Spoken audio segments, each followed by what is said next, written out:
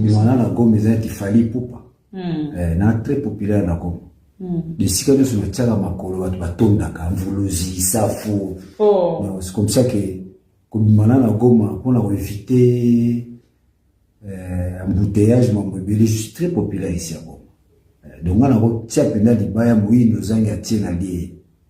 Parlons quoi quoi tiena libaya oui je vous dis informe-toi.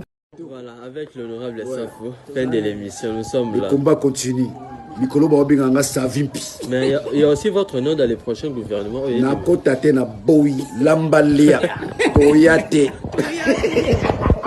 La diplomatie. C64. Ce qui bazo sarana moto mitali bango. S'il n'y a pas marche le 22, c'est la fin à C64. Fin à C64 dans une approche psychologique. Dans une approche, il y a considération. Parce qu'en fait, l'opposition n'est pas le C64. L'opposition, c'est le peuple congolais dans son ensemble. Nesiko Azangi Mai, Nesiko Azangi Lotiliki, Nesiko Azangi Likambakoli. Il n'y a pas Mike, Bazo Kufa na Kinshasa pour Nzala. Nzala. Kolanda Biloko Teo, Kinshasa Bazo Kombola. Il n'y a rien, il n'y a rien. Et une fois le Katanga tombe, Félix va fuir de lui-même. Alors, fout un médecin de Réni. Alors, fout un professeur Ndeni, il sera plus payé les fonctionnaires. À telle enseigne que les actions vont se répéter à Kinshasa, à Rokokate, à Rokima, et na famille nae. Donc, Bobengake peut féliciter, à partir à l'élo, Bobengake Ali Baba et les 40 voleurs. Parce que si vous Ali Baba et les 40 voleurs, vous épargnez l'ensemble des Kassaïens. Merci. Formation, Moussou Baza Kotal Sabiso Kendeko Vital Kamere, Abimi Mboka, na momoto zali kolobaza di banda ya mboka. Et na di banda ya mboka baza kotalisa ki akoume la penza. Asali voyage, peu voyage, wane kozala voyage moko penza ya mikolo ebele. Donc il va vraiment prendre du temps à bendani muke pour que apema et puis azo attendre à réflexion makambo ebele bele na kati misusu bazali kolobate akei exil. Est-ce que vous allez dire que dans le moment où vous allez dire Vital Kamere a quitté Félix Tshisekedi pour rejoindre C64 tout sauvant la République? Non, jamais. Maman Bibi, Keba la Vital Kamere. Waneza auto bengi na français les échos qui nous parviennent ou en d'autres termes les rumeurs. Ce sont les échos qui nous parviennent. Mais c'est murmure que Ndeko Vital Kamere quand même na. Pourquoi la information en fait accueilli pendant voyage? On a les informations solo. Mais va signaler 45 jours, s'il vous plaît. N'a pas des informations.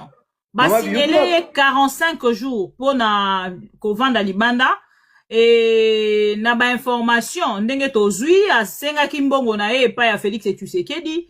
Et babana ko futa e angote. Na koloba na oba uti ko futa yango e pa fuamba. Félix Tshisekedi a pesa ki. Mot d'ordre ba futa e bambongo na e. Pour qu'il ne se faire soigner. Il semble qu'il y a na santé à malamote.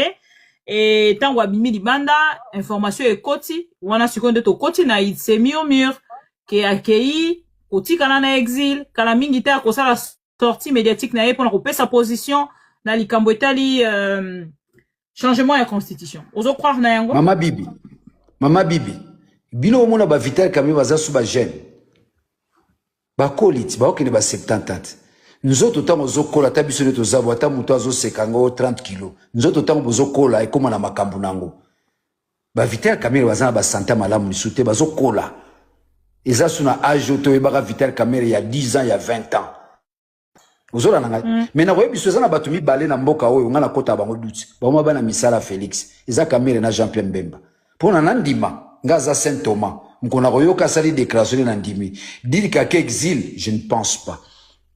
Pour Vital Kamere na âge wana akolinga ta perdre moi ba bien zwa ko récupérer on ndengeni première hypothèse. Deuxième hypothèse Vital Kamere ba hypothéquer quand même quelqu'un d'ako. Yoka mama bibi Vital Kamere na Félix ba yiba mbongo ya programme à 100 jours. C'est le plus grand dégât au banda régime e banda nango. Ozola nanga ba yiba des millions et des millions yena Félix. Oui, mais mon bima prison lo ka Félix. Ah, ta ba bimse prison Félix, ta fait ça bien à prison. Ah massa. Nengana kufa nde Tiger. Akoka prison na te. A umela na prison te. Afana na prison ba une semaine 2 semaines bala moko centre nganda. ti bondolo bazana pelaki na centre ngana 2 semaines na sala na prison wana Vital Kamerhe na prison tant akoti na prison oyebeloka liboso asenga biloko mibale tant akoti prison makala boyelanga Ineken bayele ya Ineken ta bayele ya Ineken asengi balukele batile film a novelas muni film a novelas basola zomona fe amuna eta amida ko ya tikele biloko basololi soka amida kei avant comme na porte abeleli azonga bazonga amida osala ta 3 tours azokokati kelo banero consoler moi a Ineken na nomela na film a novelas muni baso a novelas wana amona baone ti moi sina amida so azotala novelas 2 semaines na prison kokati na biso mama biso ne komoni biso to babakala ya kuba to fana na ba prison wana omoni bino fani na prison inane amona bakolo kwa banani lokola mida moi sina ete kasi loka libosa senga na prison ona botela nga film novelas batie novelas ndam mazaki na WhatsApp na ye honorable Daniel Esafu kasi na WhatsApp na ye soka azaki na besoin komona ye alingaki abenga na telefone amoni ye oui ayaka sosko moi sakei eloko ndo tika loka novelas jum somona tongo botia novela otevie novelas na tongo ezala te na ba 12 ans le batia rango do atala ka novelas pa Vital alinga moi sina ye moi si pa linga mobali uzomona mais Vital akoli lelo Vital azomona mbongo azui arosa l'opposition te soka perdre ngo ozongo soa arozongo wapi ozona ngai donc dire d'emblée que non Vital azala contre constitution non Vital Kamerhe na Jean-Pierre Mbemba bakoma bana misala Félix bana misala penda okamba ba milu na ye milu baye ndete Jean-Pierre Mbemba na tango ya Kabila telemaki quand même hein lelo wana zaki na mwelenge masali pe déclaration tala Kabila zaki jeune lelo akoli Vital Kamerhe na so to kimambango akokate akoli moi makase zano na magoda mais AGKI magoda on peut remettre la bakisi ba gifaro ya boye penda boye za makasi zati Vital Kamerhe okeneza ba 70 ba ona ba kofi ba age moko na ba kofi sozi ba kofi lo mide ba Vital Kamerhe hein bakoli déjà bakoli mais bazo salaka masumu bazo sala masumu banga koyiba te moni Vital Kamerhe basala cop na Félix oyo eko kabola bango te programme ya 100 jours bapunza mbongo ya banque bapunza l'argent destiné aux Congolais tala baso de muto basala mama bibi koma na Zambie so komi na Zambie otali baso de muto a Zambie obi fallait bakana Kamerhe ce sont des voleurs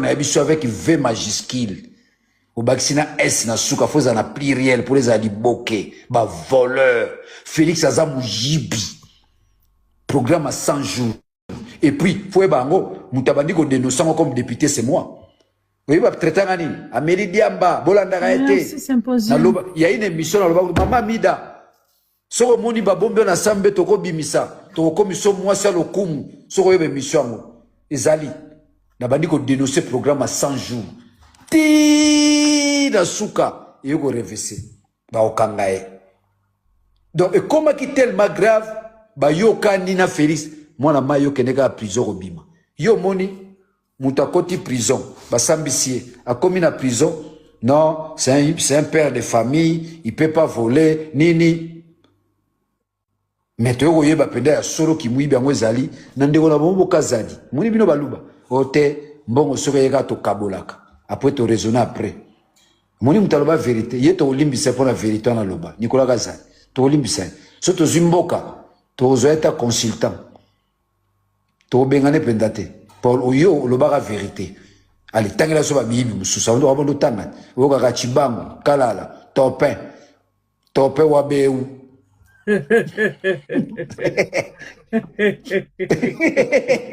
topin Uji tope mwa beu Uji tope wa beu Uji tope mwa beu na France comme on est topin na Canada kombo mususu aza ba kombo mibale Tuji tope moi beu. Uji tope moi beu. Ozolanda. Donc dire d'emblée aujourd'hui net Jean-Pierre Mbemba ndo mona Roma ki zenga Rolanda Félix partout. Mukolo Félix azalate pour Jean-Pierre Mbemba Roma koko na prison. Alors si ça vient na prison. Mais aujourd'hui Jean-Pierre Mbemba a même quoi arrivé koloba likambo te na likambo etali bongo changement ya constitution so ko sala commentaire on a dossier na ye na monsieur Roger Mbala soka mekikaka Félix a livré à quelle France ya mo benga Félix yaya oh yene mukola Félix babeta ne kicker tabaza chaque poko soke na oya babeta kicker batata mikolo bongwa ye nzanga bango misato babeta kicker Nanzanga. Chaque soir. Donc, to matato kita, Jean-Pierre Mbemba a reçu sa vie dans la prison. Oyebi pour la nini. C'est là où, Mama Bibi, faut te respecter Cordonanga. Cordonanga, Gome, Kwe, Bukave, Kwe, Asimbi Banki, Morote. Mais tala Jean-Pierre Mbemba. Donc, Mboka, Mosore, Kwe, Kaka. Yozo kansaye, pour na ba okipe Mboka, Banki Kaka. Banki kaka yiba bambongo na Centrafrique. Omoni Jeep moi pemba tambola na. Jeep on ezaka yete, eza Jeep ya directeur ya banque ya Centrafrique. Ayiba ngona na rebellion aya na otiki Kinshasa ya tambola na. Azanga soni mungala ana.